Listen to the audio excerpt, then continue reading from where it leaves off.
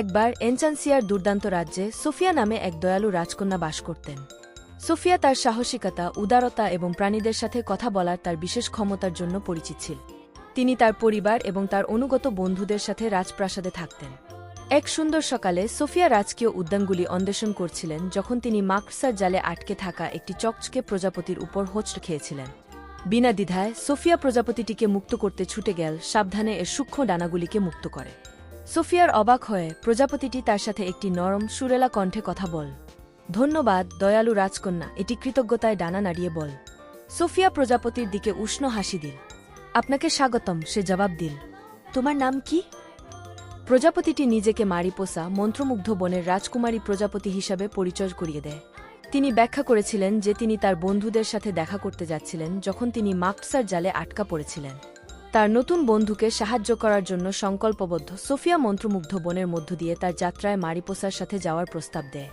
একসাথে তারা একটি উত্তেজনাপূর্ণ দুঃসাহসিক কাজ শুরু করেছিল, জাদুকরী প্রাণীর মুখোমুখি হয়েছিল এবং পথে বাধাগুলি অতিক্রম করেছিল।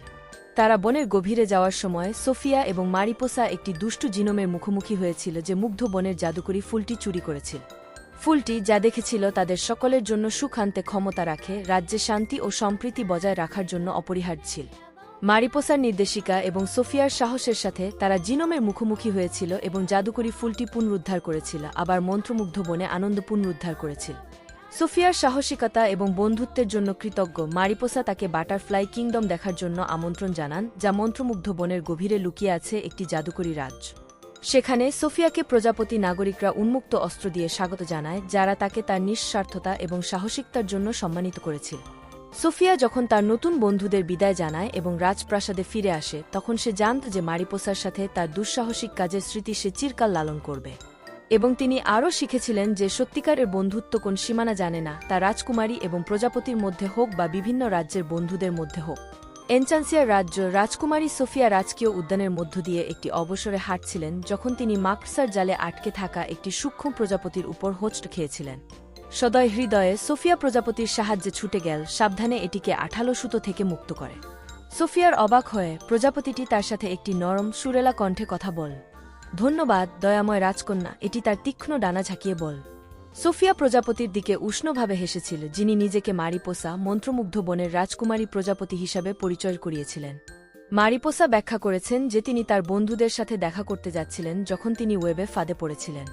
কৌতূহল এবং সংবেদনায় ভরা সোফিয়া মন্ত্রমুগ্ধ বনের মধ্য দিয়ে তার যাত্রায় মারিপোসার সাথে যাওয়ার প্রস্তাব দেয়। একসাথে তারা রহস্যময় জঙ্গলে প্রবেশ করেছিল, পথে জাদুকর প্রাণী এবং শ্বাসরুদ্ধকর প্রাকৃতিক দৃশ্যের মুখোমুখি হয়েছিল। যখন তারা বনের গভীরে যাত্রা করেছিল, সোফিয়া এবং মারিপোসা একটি দুষ্টু জিনোমের সাথে হোঁচট খেয়েছিল যে মন্ত্রমুগ্ধ বনের জাদুকরী ফুলটি চুরি করেছিল। এই ফুলটি যারা এটি দেখেছিল তাদের জন্য সুখ আনার ক্ষমতা ছিল এবং এর চুরি বনকে অন্ধকার এবং হতাশার মধ্যে নিমজ্জিত করেছিল। সোফিয়ার সাহসিকতা এবং মারিপোসার নির্দেশনায় তারা জিনোমের মুখোমুখি হয়েছিল এবং চুরি যাওয়া ফুলটি পুনরুদ্ধার করেছিল, আবার মন্ত্রমুগ্ধ বনে আনন্দ এবং সম্প্রীতি পুনরুদ্ধার করেছিল। সোফিয়ার সাহস এবং বন্ধুত্বের জন্য কৃতজ্ঞ মারিপোসা তাকে বাটারফ্লাই কিংডম পরিদর্শনের জন্য আমন্ত্রণ জানান, যা মন্ত্রমুগ্ধ বনের গভীরে অবস্থিত একটি লুকানো রাজ্য। সেখানে সোফিয়াকে প্রজাপতি নাগরিকরা উন্মুক্ত অস্ত্র দিয়ে স্বাগত জানায়, যারা তাকে তার নিঃস্বার্থতা এবং সাহসিকতার জন্য সম্মানিত করেছিল। সোফিয়া যখন তার নতুন বন্ধুদের বিদায় জানায় এবং রাজপ্রাসাদে ফিরে আসে, তখন সে জানত যে মারিপোসার সাথে তার দুঃসাহসিক কাজের স্মৃতি সে চিরকাল লালন করবে।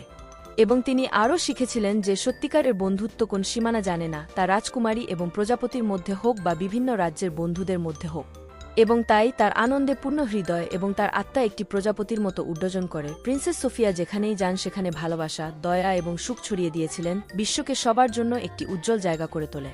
গল্পের নৈতিকতা, সত্যিকারের বন্ধুত্ব এবং দয়া যে কোনো বাধা অতিক্রম করতে পারে এবং এমনকি ক্ষুদ্রতম প্রাণীরাও সবচেয়ে বড় পার্থক্য করতে পারে। সোফিয়া রাজকীয় উদ্যানগুলি অন্বেষণ করছিল, প্রাণবন্ত ফুল এবং প্রজাপতির ঝাঁকুনি দেখে বিস্মিত হচ্ছিল। সোফিয়া বাগানের গভীরে ঘুরে বেড়াতে গিয়ে কাঁটাঝোপে আটকে থাকা একটি দুর্দান্ত প্রজাপতিকে দেখতে পেল। বিনা দ্বিধায় সোফিয়া প্রজাপতির সাহায্যে ছুটে গেল, সাবধানে এটিকে জটবদ্ধ ডাল থেকে মুক্ত করে। সোফিয়ার বিস্ময়ের জন্য প্রজাপতিটি মারিপোসা নামে একটি দীপ্তিমান রাজকুমারীতে রূপান্তরিত হয়েছিল, মন্ত্রমুগ্ধ বনের রাজকুমারী প্রজাপতি। মারিপোসা সোফিয়াকে তার উদারতার জন্য ধন্যবাদ জানিয়েছেন এবং ব্যাখ্যা করেছেন যে তিনি সুস্থ ছিলেন। পথে সোফিয়া এবং মারিপোসা ঐন্দ্রজালিক প্রাণীদের মুখোমুখি হয়েছিল, যারা তাদের অনুসন্ধানে নির্দেশিকা এবং সহায়তা প্রদান করেছিল। তারা অন্ধকার গুহাকে সাহসী করেছে, ধাঁধাগুলি সমাধান করেছে এবং অগণিত বাধা অতিক্রম করেছে। প্রতিটি চ্যালেঞ্জ জয় করার সাথে সাথে তাদের বন্ধন আরও শক্তিশালী হচ্ছে। যখন তারা মন্ত্রমুগ্ধ বনের গভীরে প্রবেশ করেছিল, সোফিয়া এবং মারিপোসা অভিশাপের উৎস আবিষ্কার করেছিল, একটি লুকানো গ্রোভের মধ্যে লুকানো একটি প্রাচীন তাবিজ। সাহস এবং সংকল্পের সাথে তারা জাদুকরের মুখোমুখি হয়েছিল এবং অভিশাপ ভেঙেছিল, মারিপোসাকে তার প্রজাপতির রূপ থেকে মুক্ত করেছিল।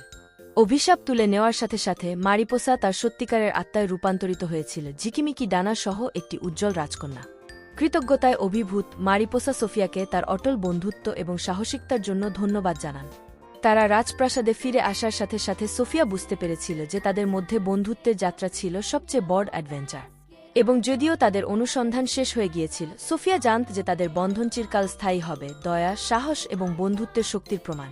এবং তাই প্রিন্সেস সোফিয়া এবং প্রিন্সেস মারিপোসা এনচান্সিয়ার রাজ্যে ফিরে আসেন, তাদের হৃদয় আনন্দে পূর্ণ এবং তাদের আত্মা উত্থিত হয়। একসাথে তারা নতুন অ্যাডভেঞ্চারে যাত্রা চালিয়ে যাবে, তারা যেখানেই যাবে সেখানে ভালোবাসা এবং সুখ ছড়িয়ে দেবে। গল্পের নৈতিকতা: সত্যিকারের বন্ধুত্ব কোন সীমানা জানে না এবং এমনকি সবচেয়ে বড় চ্যালেঞ্জকেও জয় করতে পারে।